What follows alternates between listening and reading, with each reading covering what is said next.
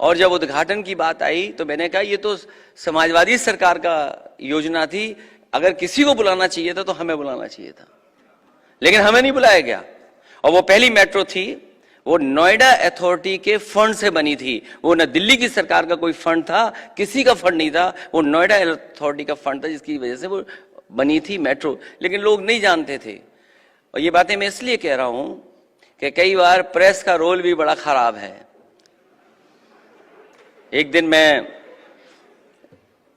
TV देख रहा था, जब मैं सरकार में नहीं था, और मैं कहता हूं कि ये सब चीजें आर्काइव में हैं, अगर कोई देखना चाहे तो वो दोबारा पलट करके देख सकता है।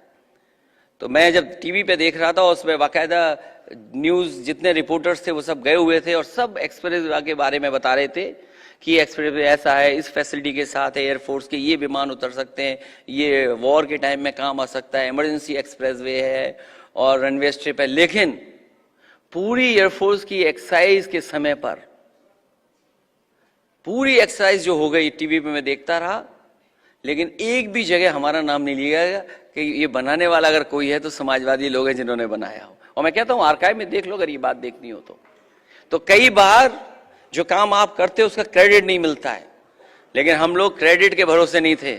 हम लोगों ने कहा कि अगर डबल द स्पीड होगी, अगर आप चाहते हैं, इकोनॉमी को ग्रो कराना, तो आप double the speed, triple the economy.